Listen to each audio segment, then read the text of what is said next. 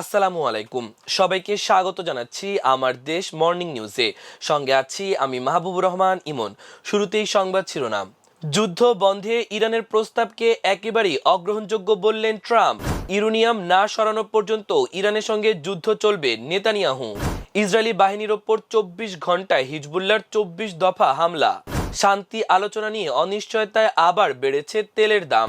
এল ক্লাসিকোতে রিয়ালকে হারিয়ে বার্সেলোনার ২৯তম লিগ শিরোপা। শুনছিলেন সংবাদ শিরোনাম, এবার বিস্তারিত। যুক্তরাষ্ট্রের দেওয়া প্রস্তাবের বিপরীতে যুদ্ধ বন্ধে ইরানের দেওয়া জবাব গতকাল রোববার প্রত্যাখ্যান করেছেন প্রেসিডেন্ট ডোনাল্ড ট্রাম্প। এর আগে মধ্যস্থতাকারী দেশ পাকিস্তানের মাধ্যমে নিজেদের জবাব দিয়েছিলেন তেহরান। কোনো বিস্তারিত তথ্য না দিয়ে নিজের মালিকানাধীন সামাজিক যোগাযোগ মাধ্যম ট্রুথ সোশ্যালে ট্রাম্প লিখেছেন, আমি মাত্রই ইরানের তথাকথিত প্রতিনিধিদের পাঠানো জবাবটি পড়লাম। এটি আমার পছন্দ হয়নি, পুরোপুরি অগ্রহণযোগ্য। ইরানের রাষ্ট্রীয় টেলিভিশনের বরাতে রাষ্ট্রীয় গণমাধ্যমগুলো জানিয়েছে, তেহরানের দেওয়া জবাবে সব ফ্রন্টে যুদ্ধ বন্ধ করা, বিশেষ করে লেবানন পরিস্থিতি ও হরমুজ প্রণালী দিয়ে জাহাজ চলাচলের নিরাপত্তার ওপর গুরুত্ব দেওয়া হয়েছে। তবে গুরুত্বপূর্ণ এই সমুদ্রপথ কিভাবে বা কখন আবার খুলে দেওয়া হতে পারে সে বিষয়ে কোনো ইঙ্গিত দেওয়া হয়নি। যুক্তরাষ্ট্রের পক্ষ থেকে একটি প্রস্তাব দেওয়া হয়েছিল। এর পরিপ্রেক্ষিতে পারমাণবিক কর্মসূচি সহ বিবাদমান আরও কিছু বিষয় নিয়ে আলোচনা শুরুর আগে লড়াই বন্ধের বিষয়ে তেহরান এর জবাব দিল। ইরানের আধা সরকারি বার্তা সংস্থা তাসনিম জানিয়েছে, তেহরানের প্রস্তাবের মধ্যে রয়েছে সব ফ্রন্টে অবিলম্বে যুদ্ধ বন্ধ করা, যুক্তরাষ্ট্রের নৌ অবরোধ প্রত্যাহার, ইরানের ওপর আর কোনো হামলা না চালানোর নিশ্চয়তা এবং ইরানি তেল বিক্রিতে মার্কিন নিষেধাজ্ঞা সহ দেশটির ওপর থেকে সব ধরনের নিষেধাজ্ঞা প্রত্যাহার করা। দ্য ওয়াল স্ট্রিট জার্নাল নাম প্রকাশ না করার শর্তে সূত্রের বরাত দিয়ে জানিয়েছে, ইরান তাদের উচ্চমাত্রা সমৃদ্ধ ইউরেনিয়ামের কিছু অংশের মাত্রা কমিয়ে আনা এবং অবশিষ্ট অংশ তৃতীয় কোনো দেশে স্থানান্তরের প্রস্তাব দিয়েছে। পাকিস্তান ইরানের এই জবাব যুক্তরাষ্ট্রের কাছে পৌঁছে দিয়েছে বলে একজন পাকিস্তানি কর্মকর্তা জানিয়েছেন। এ বিষয়ে যুক্তরাষ্ট্রের পক্ষ থেকে তাৎক্ষণিক কোনো মন্তব্য পাওয়া যায়নি। ইসরায়েলের প্রধানমন্ত্রী বেনিয়ামিন নেতানিয়াহু বলেছেন, ইরানের বিরুদ্ধে যুদ্ধ এখনো শেষ হয়নি। তিনি জানান, যতক্ষণ পর্যন্ত ইরানের ইউরেনিয়াম সমৃদ্ধকরণ কেন্দ্রগুলো ধ্বংস করা না হবে এবং তেহরান সমর্থিত গোষ্ঠীগুলোর তৎপরতা বন্ধ না হবে, ততক্ষণ পর্যন্ত কাজ বাকি রয়েছে। ইরানের পারমাণবিক সক্ষমতা ও আঞ্চলিক প্রভাবের কথা উল্লেখ করে নেতানিয়াহু বলেন, আরও অনেক কাজ করা বাকি আছে। এমন এক সময় নেতানিয়াহু এই মন্তব্য করলেন যখন মার্কিন প্রেসিডেন্ট ডোনাল্ড ট্রাম্প ইরানের দেওয়া যুদ্ধবিরতির প্রস্তাব প্রত্যাখ্যান করেছেন। ইসরায়েলের দাবি, ইরানের পারমাণবিক কর্মসূচি ও তাদের মিত্র গোষ্ঠীগুলোর হুমকি পুরোপুরি নির্মূল না হওয়া পর্যন্ত সামরিক পদক্ষেপ অব্যাহত রাখতে হবে। ইসরায়েলি প্রধানমন্ত্রীর এই বক্তব্য মধ্যপ্রাচ্যে চলমান উত্তেজনাকে আরও দীর্ঘায়িত করার ইঙ্গিত দিচ্ছে বলে মনে করছেন বিশ্লেষকরা।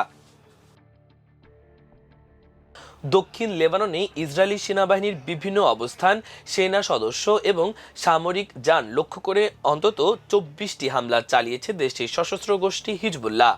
সোমবার হিজবুল্লাহ দাবি করে, এই আক্রমণগুলো ইসরায়েলি সেনা সমাবেশ, মেরকাভা ট্যাঙ্ক, ডি-নাইট বুলডোজার, সামরিক সরঞ্জাম এবং খিয়াম, দের সেরিয়ান, তায়ের হারফা, বায়দাদ, রাশাফ ও নাকোরার মতো সীমান্ত এলাকাগুলোতে নতুন স্থাপিত কমান্ড সেন্টারগুলোকে লক্ষ্য করে চালানো হয়েছে।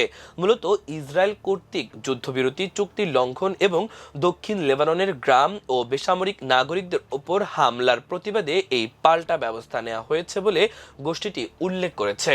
এই সামরিক অভিযানগুলোতে হিজবুল্লাহ ড্রোন, রকেট হামলা, কামানের গোলা এবং গাইডেড মিসাইল বা নির্দেশিত ক্ষেপণাস্ত্র ব্যবহার করেছে। তারা বেশ কিছু হামলায় সুনিশ্চিত আঘাত হানার দাবি করেছে। অন্যদিকে ইসরায়েলি সংবাদ মাধ্যম ইয়েদিওত আহরনত জানিয়েছে, লেবানন থেকে ড্রোনের অনুপ্রবেশের খবরের পর রোববার গভীর রাতে ইসরায়েলের আপার গ্যালিলি অঞ্চলে কয়েক ঘন্টার ব্যবধানে দ্বিতীয়বারের মতো বিমান হামলায় সাইরেন বেজে ওঠে।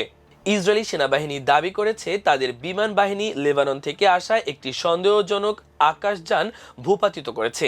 ইসরায়েল এই ঘটনাকে হিজবুল্লাহ কর্তৃক যুদ্ধবিরতি সমঝোতার আরেকটি লঙ্ঘন বলে অভিহিত করেছে। ইরান যুদ্ধ বন্ধে শান্তি আলোচনা ঘিরে অনিশ্চয়তায় বিশ্ববাজারে অপরিশোধিত তেলের দাম আবার বেড়েছে। রোববার ব্রেন্ট ক্রুডের দাম ৩.17% বেড়ে প্রতি ব্যারেল $104.50 দাঁড়িয়েছে, আর মার্কিন অপরিশোধিত তেলের দাম ৩.21% বেড়ে হয়েছে প্রায় $98.48। যুক্তরাষ্ট্র ও ইরানের মধ্যে শান্তি আলোচনা আবার স্থবির হয়ে পড়েছে বলে মনে হচ্ছে।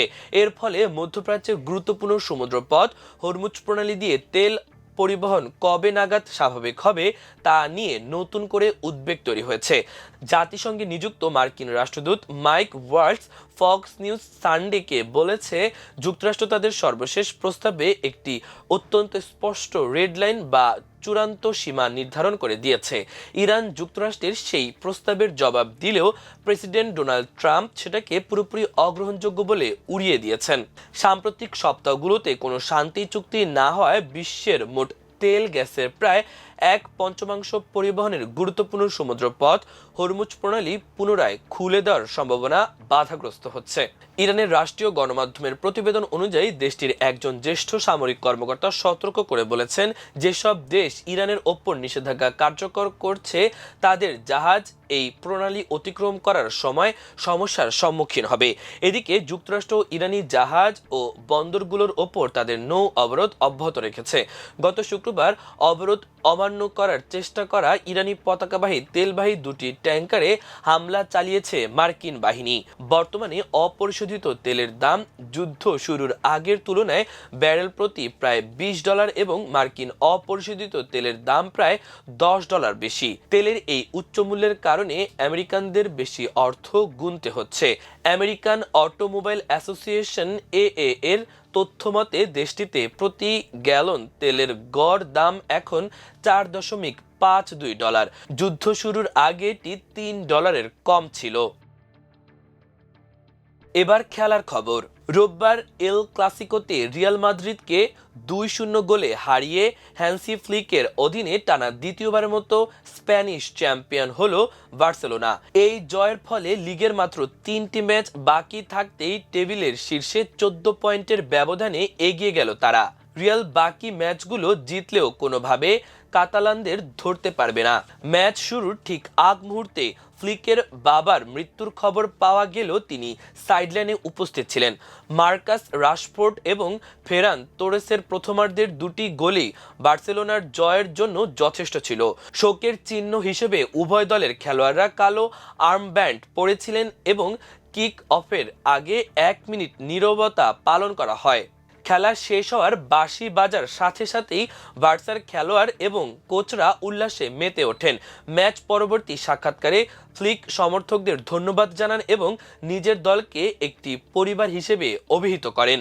ক্যাম্প নুতে উপস্থিত দর্শকদের সামনে প্রথমে খেলোয়াড়দের লা লিগা ট্রফির ছোট সংস্করণ দেওয়া হয় এবং এরপর মূল ট্রফিটি উঁচিয়ে উদযাপন করা হয়। লা লিগার ইতিহাসে মাত্র দ্বিতীয়বার এল ক্লাসিকোর ফলাফলের মাধ্যমে সরাসরি লিগ শিরোপা নির্ধারিত হলো। এর আগে 1932 সালে রিয়াল 2-2 ড্র করে শিরোপা নিশ্চিত করেছিলেন। টানা 3 বছর লা লিগা জিততে ব্যর্থ হওয়ার পর বার্সা এখন শেষ 4 মৌসুমের মধ্যে 3বারই শিরোপা জিতল। 2024 সালে জাভি হার্নান্দেজের স্থলাভিষিক্ত হওয়ার সাবেক বায়ার্ন মিউনিক ও জার্মানি কোচ ফ্লিক তার দায়িত্ব পালন করা 2 মৌসুমেই বার্সাকে শিরোপা এনে দিলেন। এটি বার্সার 29তম লা লিগা জয়। 36 শিরোপা জিতে তাদের উপরে আছে কেবল রিয়াল। ফ্লিক দায়িত্ব নেওয়ার পর বার্সা এখন পর্যন্ত 5টি ট্রফি জিতেছে। এর মধ্যে রয়েছে 2টি লা লিগা, 2টি স্প্যানিশ সুপার কোপা এবং গত বছরের কোপা দেল রে।